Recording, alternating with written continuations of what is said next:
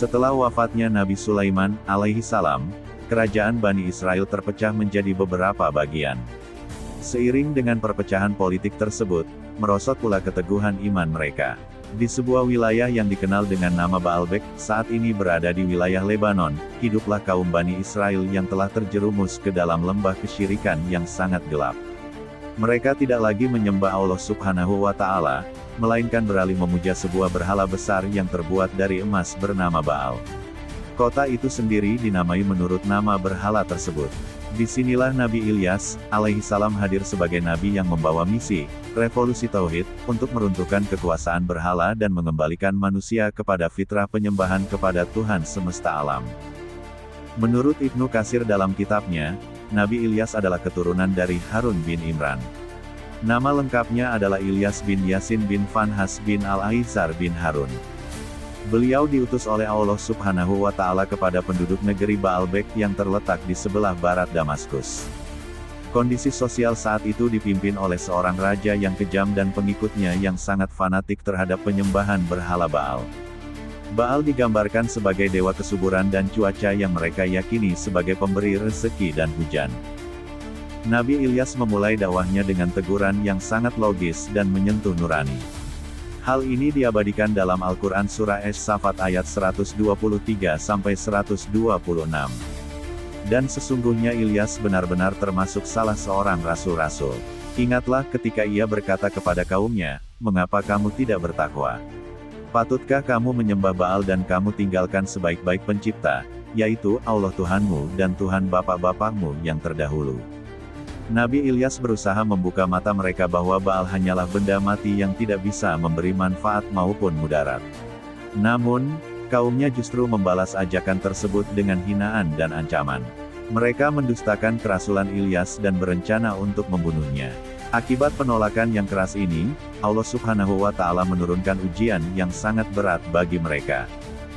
Ibnu Katsir menceritakan bahwa Nabi Ilyas berdoa kepada Allah Subhanahu wa Ta'ala agar memberikan pelajaran kepada kaumnya. Allah kemudian menahan turunnya hujan di wilayah Baalbek selama 3 tahun berturut-turut. Tahun pertama, hujan berhenti total, tanaman mulai layu, dan persediaan air berkurang. Tahun kedua, hewan-hewan ternak mulai mati kelaparan dan kehausan. Tahun ketiga, kelaparan hebat melanda seluruh negeri. Rakyat menderita luar biasa, sementara berhala Baal yang mereka puja sedikit pun tidak mampu menurunkan setetes air hujan. Di tengah penderitaan itu, Nabi Ilyas harus berpindah-pindah tempat dan bersembunyi di gua-gua untuk menghindari kejaran tentara raja yang menyalahkannya atas bencana tersebut. Selama masa persembunyian, Allah Subhanahu wa Ta'ala menjamin rezeki beliau melalui burung-burung gagak yang membawakan makanan atas izinnya. Setelah 3 tahun menderita, kaum Baalbek mulai merasa putus asa. Mereka akhirnya mendatangi Nabi Ilyas dan memohon agar beliau berdoa kepada Allah Subhanahu wa Ta'ala untuk menurunkan hujan. Mereka berjanji akan beriman dan meninggalkan penyembahan berhala jika hujan turun. Nabi Ilyas pun berdoa kepada Allah Subhanahu wa Ta'ala. Tak lama kemudian, awan hitam berkumpul dan hujan lebat membasahi bumi Baalbek. Tanah kembali subur, dan kehidupan kembali normal. Namun, sifat manusia yang ingkar kembali muncul. Begitu penderitaan hilang, mereka melupakan janji mereka. Mereka kembali memuja Baal dan tetap berada dalam kekafiran. Ibnu Katsir menyebutkan bahwa atas pengingkaran yang berulang ini, Allah Subhanahu wa Ta'ala menjanjikan azab yang kekal di akhirat bagi mereka, sebagaimana firman-Nya dalam surah As-Saffat ayat 127. Maka mereka mendustakannya, karena itu mereka bersungguh-sungguh akan diseret ke dalam neraka. Mengenai akhir hayat Nabi Ilyas alaihi salam, terdapat beberapa riwayat. Sebagian besar ulama, termasuk Ibnu Katsir, merujuk pada keterangan bahwa setelah tugas dakwahnya selesai di tengah kaum yang membangkang tersebut, Nabi Ilyas diangkat oleh Allah Subhanahu wa Ta'ala. Sebelum kepergiannya, Nabi Ilyas bertemu dengan seorang pemuda saleh bernama Ilyasa, yang kelak menjadi Nabi Ilyasa. Nabi Ilyas mendidik Ilyasa untuk melanjutkan tongkat estafet dakwah di Bani Israel. Ada riwayat yang menyebutkan bahwa Nabi Ilyas tidak wafat secara biasa, melainkan diangkat ke langit, namun mayoritas ulama tafsir lebih berhati-hati dalam masalah ini karena sumbernya banyak berasal dari riwayat Israiliyat. Yang pasti, beliau meninggalkan dunia ini dalam keadaan diridai oleh Allah Subhanahu wa Ta'ala sebagai hamba yang sabar. Surah As-Saffat ayat 129-132 menutup kisah beliau dengan indah. Kami abadikan untuk Ilyas pujian yang baik di kalangan orang-orang yang datang kemudian, yaitu, kesejahteraan dilimpahkan atas Ilyas. Sesungguhnya demikianlah kami memberi balasan kepada orang-orang yang berbuat baik. Sesungguhnya dia termasuk hamba-hamba kami yang beriman. Kisah ini mengajarkan kita bahwa kekayaan, seperti emas pada patung Baal, dan kekuasaan tidak akan berarti apa-apa tanpa keimanan. Keteguhan Nabi Ilyas dalam menghadapi tekanan penguasa adalah teladan abadi bagi para pejuang kebenaran.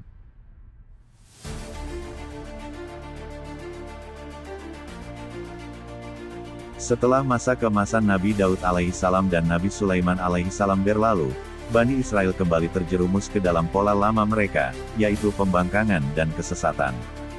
Di sebuah wilayah yang subur dan indah bernama Baalbek, wilayah Lebanon saat ini, hiduplah kaum yang telah berpaling dari syariat Allah Subhanahu wa Ta'ala. Mereka dipimpin oleh seorang raja yang angkuh dan memiliki seorang permaisuri yang sangat kejam.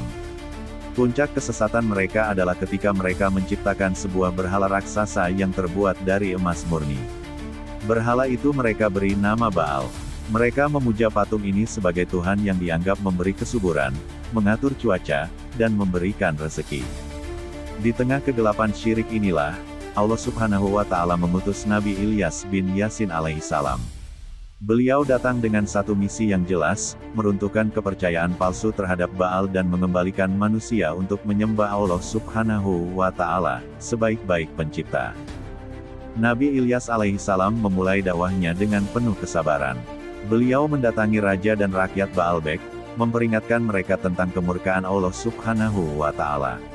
Sebagaimana yang diabadikan dalam Al-Quran Surah As-Saffat ayat 123-126, Nabi Ilyas alaihissalam berkata, "Dan sesungguhnya Ilyas benar-benar termasuk salah seorang rasul-rasul. Ingatlah ketika ia berkata kepada kaumnya, mengapa kamu tidak bertakwa? Patutkah kamu menyembah Baal dan kamu tinggalkan sebaik-baik pencipta, yaitu Allah Tuhanmu dan Tuhan bapak-bapakmu yang terdahulu?" Namun, bukannya menerima kebenaran, kaum tersebut justru menghina dan mengancam akan membunuh Nabi Ilyas alaihissalam. Mereka merasa sombong dengan kekayaan dan kesuburan negeri mereka. Dalam catatan Ibnu Katsir, dikisahkan bahwa Nabi Ilyas alaihissalam yang merasa sedih karena dakwahnya terus ditolak, akhirnya berdoa kepada Allah Subhanahu wa Ta'ala. Beliau memohon agar Allah Subhanahu wa Ta'ala menahan tetesan air hujan dari langit sebagai pelajaran agar mereka sadar bahwa Baal sama sekali tidak memiliki kekuatan atas alam semesta. Mengabulkan doa Nabi Ilyas alaihissalam, maka dimulailah masa-masa penderitaan yang sangat mengerikan bagi penduduk Baalbek sebagai bentuk azab duniawi. Tahun pertama, pudarnya kesuburan. Pada tahun pertama, langit mulai tertutup dari menurunkan hujan. Sumber-sumber mata air yang biasanya melimpah mulai menyusut. Tanaman-tanaman di ladang yang menjadi kebanggaan penduduk mulai layu dan menguning. Rakyat pada awalnya masih merasa tenang karena memiliki cadangan makanan, namun kegelisahan mulai muncul saat mereka menyadari bahwa Baal yang mereka sembah tidak mampu mendatangkan awan mendung sedikitpun. Tahun kedua, kematian hewan ternak. Memasuki tahun kedua, situasi menjadi sangat kritis. Tanah-tanah mulai retak, dan rumput-rumput sebagai pakan ternak tidak lagi tumbuh. Ibnu Katsir menggambarkan betapa hewan-hewan ternak mulai mati bergelimpangan di jalanan dan padang rumput yang gersang. Bau bangkai tercium di mana-mana. Rakyat mulai kelaparan, dan air menjadi komoditas yang lebih berharga daripada emas berhala mereka. Tahun ketiga, puncak kelaparan dan keputusasaan. Tahun ketiga adalah tahun yang paling mematikan. Pohon-pohon besar mengering dan mati.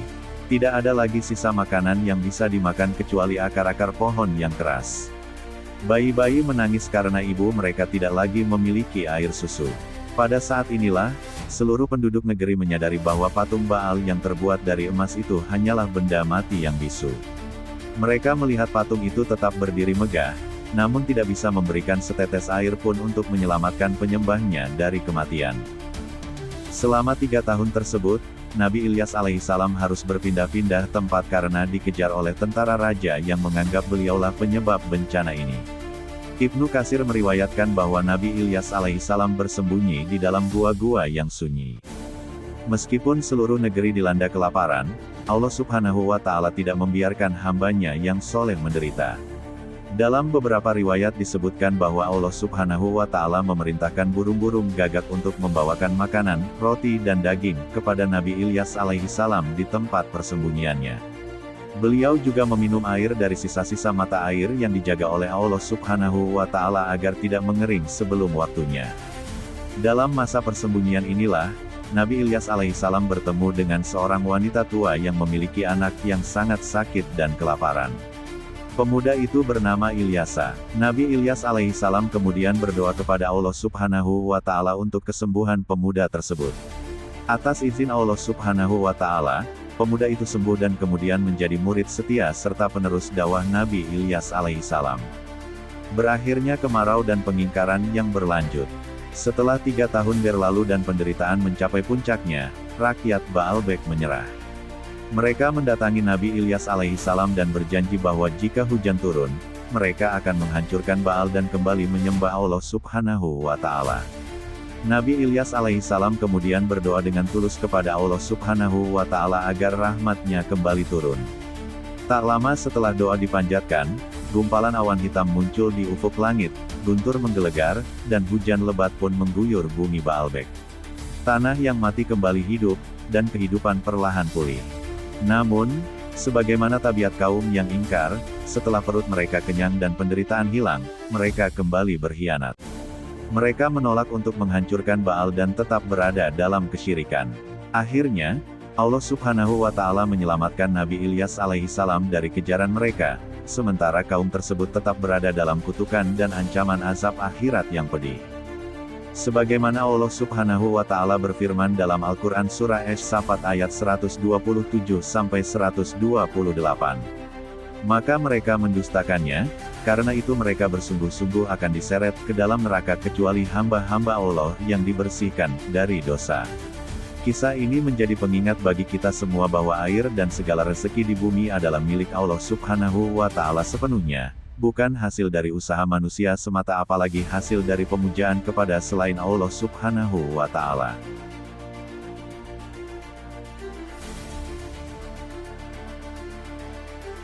Sejarah mencatat bahwa setelah wafatnya Nabi Sulaiman alaihissalam, Bani Israel terpecah menjadi beberapa kerajaan yang saling bertikai. Di wilayah utara, tepatnya di sebuah kota megah bernama Baalbek, hiduplah kaum yang secara materi sangat makmur namun secara spiritual sangat hancur. Mereka dipimpin oleh seorang raja yang zalim dan sangat dipengaruhi oleh hawa nafsu istrinya yang kejam. Kaum ini telah meninggalkan tauhid dan beralih menyembah sebuah berhala besar bernama Baal. Mereka membangun kuil-kuil emas dan mengadakan pesta-pesta pemujaan yang penuh dengan kemaksiatan. Di tengah keangkuhan kekuasaan dan fanatisme terhadap berhala inilah, Allah Subhanahu wa Ta'ala memutus Nabi Ilyas alaihissalam sebagai cahaya peringatan. Namun, kehadiran beliau tidak disambut dengan syukur, melainkan dengan rentetan rencana jahat yang bertujuan untuk melenyapkan sang pembawa kebenaran dari muka bumi. Nabi Ilyas alaihissalam, yang merupakan keturunan dari Harun bin Imran alaihissalam, memulai dakwahnya dengan mengajak kaumnya kembali kepada Allah Subhanahu wa Ta'ala. Beliau berkata dengan tegas sebagaimana tercantum dalam Al-Quran Surah Ash-Shafat ayat 123-126. Dan sesungguhnya Ilyas benar-benar termasuk salah seorang rasul-rasul. Ingatlah ketika ia berkata kepada kaumnya, mengapa kamu tidak bertakwa? Patutkah kamu menyembah Baal dan kamu tinggalkan sebaik-baik pencipta, yaitu Allah Tuhanmu dan Tuhan bapak-bapakmu yang terdahulu? Mendengar seruan ini, sang raja dan para pemuka agama penyembah Baal merasa terancam. Mereka merasa kekuasaan politik dan pengaruh agama mereka akan runtuh jika rakyat mengikuti Nabi Ilyas alaihissalam. Dari sinilah, benih-benih rencana jahat mulai tumbuh subur di hati para pemimpin Bani Israel tersebut. Langkah awal yang dilakukan oleh kaum Bani Israel adalah melancarkan kampanye fitnah. Mereka menuduh Nabi Ilyas alaihissalam sebagai pembawa sial dan penyebab segala kegelisahan di kerajaan. Menurut catatan Ibnu Katsir, sang permaisuri raja yang sangat fanatik terhadap Baal memerintahkan para penyair dan tukang sihir untuk memburuk-burukkan nama Nabi Ilyas alaihissalam di mata rakyat jelata. Ketika fitnah tidak berhasil membendung dakwah beliau, mereka merencanakan untuk menangkap dan memenjarakan Nabi Ilyas alaihissalam. Namun, Allah Subhanahu wa Ta'ala selalu memberikan perlindungan. Nabi Ilyas alaihissalam terpaksa harus meninggalkan kota dan hidup berpindah-pindah di gua-gua pegunungan untuk menghindari kejaran tentara raja yang diperintahkan untuk membunuhnya. Setelah doa Nabi Ilyas alaihissalam dikabulkan dan kemarau panjang selama 3 tahun melanda Baalbek, kaum tersebut sempat memohon belas kasihan kepada beliau. Mereka berjanji dengan sumpah yang berat bahwa jika hujan turun, mereka akan beriman. Namun, ini hanyalah bagian dari rencana jahat mereka untuk memancing Nabi Ilyas alaihissalam keluar dari persembunyiannya. Ibnu Katsir menceritakan bahwa setelah hujan turun dan bumi kembali subur, raja dan para pembantunya justru merencanakan skenario untuk mengepung Nabi Ilyas alaihissalam. Mereka berpikir bahwa karena masalah kekeringan sudah selesai, mereka tidak lagi membutuhkan Nabi Ilyas alaihissalam. Mereka beranggapan bahwa keberadaan Nabi Ilyas alaihissalam hanya akan terus mengusik kenyamanan mereka dalam menyembah berhala. Mereka menyiapkan pasukan bersenjata lengkap untuk menyergap kediaman tempat Nabi Ilyas alaihissalam berada. Mereka ingin memastikan bahwa kali ini tidak ada satupun orang yang menyuarakan tentang keesaan Allah Subhanahu wa Ta'ala di wilayah tersebut. Keteguhan Nabi Ilyas alaihissalam di tengah kepungan. Nabi Ilyas alaihissalam mengetahui rencana jahat tersebut melalui wahyu Allah Subhanahu wa Ta'ala. Beliau tidak gentar sedikit pun. Dalam masa-masa pelarian tersebut, beliau justru terus berdakwah secara sembunyi-sembunyi dan bertemu dengan keluarga-keluarga yang masih memiliki sisa keimanan di hati mereka. Puncaknya, ketika tentara raja sudah hampir menemukan tempat persembunyiannya di sebuah gua, Allah Subhanahu wa Ta'ala menunjukkan kekuasaannya. Konon dalam riwayat yang dikutip oleh Ibnu Katsir, Allah Subhanahu wa Ta'ala memberikan perlindungan luar biasa sehingga musuh-musuh beliau tidak dapat melihat keberadaan sang Nabi meskipun mereka berada sangat dekat. Rencana jahat mereka untuk menghabisi Nabi Ilyas alaihissalam selalu menemui kegagalan yang memalukan. Allah Subhanahu wa Ta'ala tidak membiarkan hambanya dizalimi selamanya. Bani Israel yang terus-menerus merencanakan kejahatan terhadap Nabi Ilyas alaihissalam akhirnya menerima konsekuensi yang pedih. Sebagaimana firman Allah Subhanahu wa Ta'ala dalam Al-Quran Surah Ash-Safat ayat 127-128. Maka mereka mendustakannya, karena itu mereka bersungguh-sungguh akan diseret ke dalam neraka kecuali hamba-hamba Allah yang dibersihkan dari dosa. Ibnu Katsir menjelaskan bahwa setelah Nabi Ilyas alaihissalam diangkat oleh Allah Subhanahu wa Ta'ala, sebagian riwayat menyebutkan beliau diangkat ke langit agar selamat dari kejaran musuh kerajaan Baalbek dilanda kekacauan. Musuh-musuh menyerang dari luar, dan raja beserta pengikutnya yang zalim tewas dalam keadaan yang mengenaskan. Berhala Baal yang mereka agungkan akhirnya dihancurkan, membuktikan bahwa rencana Allah Subhanahu wa Ta'ala jauh lebih kuat daripada rencana jahat manusia manapun. Terhadap Nabi Ilyas alaihissalam memberikan pelajaran bagi kita bahwa kebenaran mungkin akan menghadapi tantangan dan ancaman yang besar, namun pada akhirnya, tipu daya orang-orang kafir akan hancur lebur di hadapan kekuasaan Allah Subhanahu wa Ta'ala.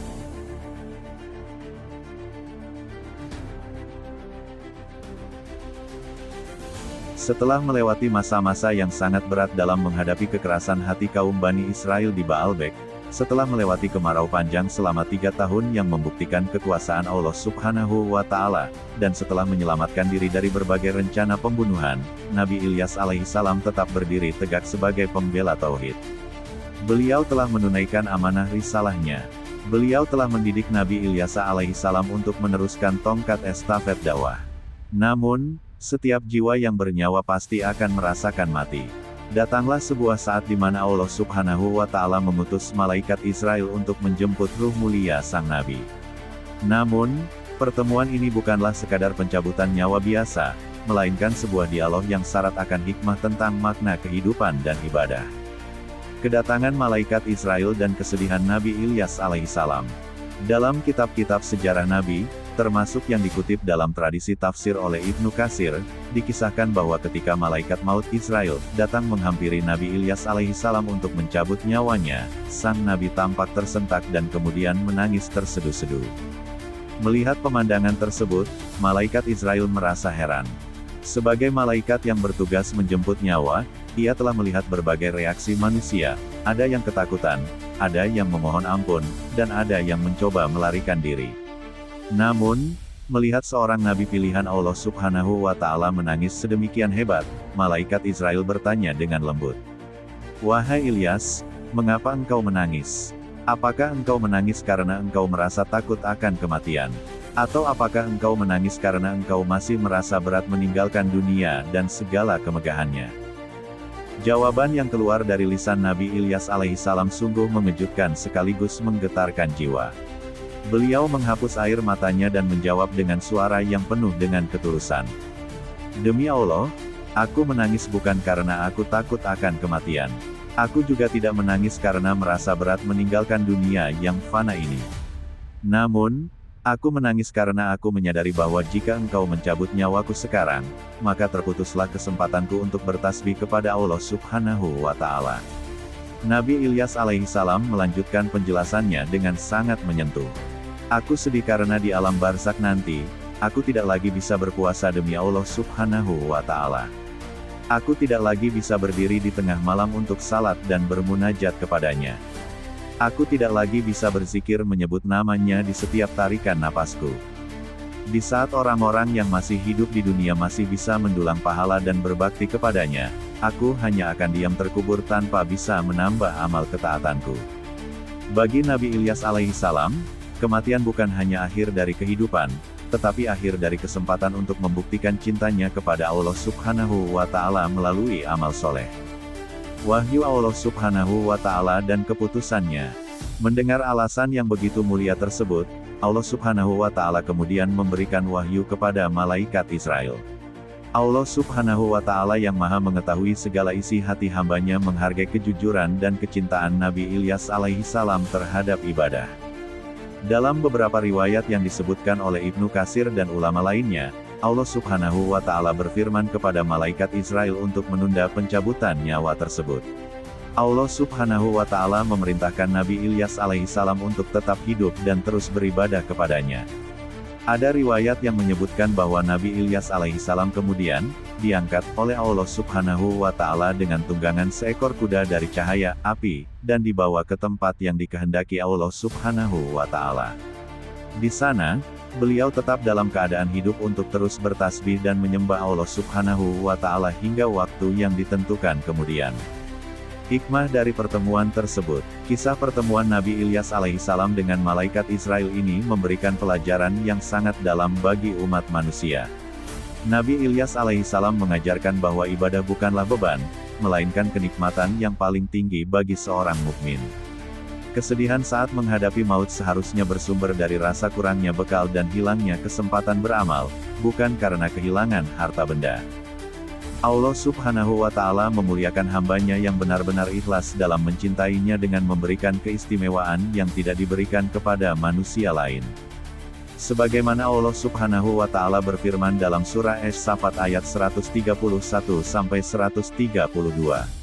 Kesejahteraan dilimpahkan atas Ilyas. Sesungguhnya demikianlah kami memberi balasan kepada orang-orang yang berbuat baik. Kisah ini menutup lembaran dakwah Nabi Ilyas alaihissalam dengan sebuah catatan indah tentang kesetiaan. Meskipun beliau telah tiada di tengah kaumnya, warisan keteguhan tauhidnya tetap hidup selamanya.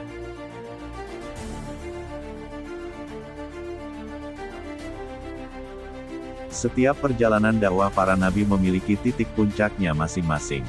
Bagi Nabi Ilyas alaihissalam, puncak itu bukan diraih melalui kemenangan militer atau penaklukan wilayah, melainkan melalui keteguhan hati yang tidak tergoyahkan di hadapan kaum Bani Israel yang terus-menerus berkhianat. Setelah bertahun-tahun memperingatkan mereka tentang bahaya menyembah berhala Baal, setelah memohon mukjizat kemarau yang dahsyat, dan setelah melihat betapa kerasnya hati manusia yang menolak kebenaran, tibalah saatnya bagi sang nabi untuk menyelesaikan tugasnya di muka bumi. Penutup kisah beliau bukanlah sebuah akhir yang menyedihkan, melainkan sebuah transisi mulia menuju keabadian. Di bagian akhir ini, kita akan melihat bagaimana Nabi Ilyas alaihissalam mempersiapkan penerusnya dan bagaimana Allah Subhanahu wa Ta'ala memberikan penghormatan terakhir kepada hambanya yang sangat sabar ini di tengah kesunyian tugasnya. Dalam kitab Qisasul Anbiya, Al-Imam Ibnu Katsir menceritakan sebuah fragmen penting menjelang akhir masa dakwah Nabi Ilyas alaihissalam. Di tengah masa pelariannya dari kejaran tentara raja yang zalim, beliau singgah di rumah seorang wanita tua yang memiliki seorang putra yang sedang menderita sakit parah. Pemuda itu bernama Ilyas bin Ahtub. Nabi Ilyas alaihissalam kemudian mendoakan pemuda tersebut agar Allah Subhanahu wa Ta'ala memberikan kesembuhan. Atas izin Allah Subhanahu wa Ta'ala, pemuda itu sembuh total dan sejak saat itu ia tidak pernah meninggalkan Nabi Ilyas alaihissalam. Ilyasa menjadi murid yang setia, mempelajari kitab Taurat, dan menyerap segala hikmah dari sang guru. Pertemuan ini adalah rencana besar Allah Subhanahu wa Ta'ala agar estafet dakwah Tauhid tidak terputus di tanah Baalbek, meskipun Nabi Ilyas alaihissalam nantinya telah tiada. Mengenai akhir hayat Nabi Ilyas alaihissalam, terdapat riwayat yang masyhur dalam kitab-kitab sejarah Islam yang dikutip oleh Ibnu Katsir. Dikisahkan bahwa suatu hari, ketika Nabi Ilyas alaihissalam sedang berjalan bersama Nabi Ilyasa alaihissalam, tiba-tiba muncul sebuah kendaraan berupa kuda yang tercipta dari cahaya atau api yang sangat terang. Nabi Ilyas alaihissalam kemudian menaiki kendaraan tersebut. Dalam momen yang penuh dengan keagungan tersebut, beliau melemparkan jubahnya kepada Nabi Ilyasa alaihissalam sebagai simbol penyerahan tugas kenabian untuk memimpin Bani Israel. Beliau kemudian diangkat oleh Allah Subhanahu wa Ta'ala ke tempat yang tinggi agar selamat dari tipu daya musuh-musuhnya yang masih terus memburu beliau. Meskipun para ulama tafsir, termasuk Ibnu Katsir, mengingatkan bahwa rincian mengenai kuda api ini banyak bersumber dari riwayat Israiliyat, namun esensi bahwa Nabi Ilyas alaihissalam diselamatkan oleh Allah Subhanahu wa Ta'ala dengan cara yang luar biasa adalah hal yang diakui. Beliau tidak wafat di tangan musuh, melainkan pergi dalam keadaan mulia di bawah perlindungan langsung Sang Khalik. Allah Subhanahu wa Ta'ala menutup narasi tentang beliau dalam Al-Quran Surah Ash-Shafat ayat 129-132 dengan sebuah kalimat yang akan dibaca oleh umat manusia hingga akhir zaman. Kami abadikan untuk Ilyas pujian yang baik di kalangan orang-orang yang datang kemudian, yaitu, kesejahteraan dilimpahkan atas Ilyas. Sesungguhnya demikianlah kami memberi balasan kepada orang-orang yang berbuat baik. Sesungguhnya dia termasuk hamba-hamba kami yang beriman. Ini adalah bentuk, stempel, kesuksesan dari Allah Subhanahu wa Ta'ala. Meskipun di mata manusia penduduk Baalbek tetap membangkang, namun di sisi Allah Subhanahu wa Ta'ala, Nabi Ilyas alaihissalam telah menang secara mutlak karena beliau berhasil menjaga imannya hingga embusan napas terakhir di dunia.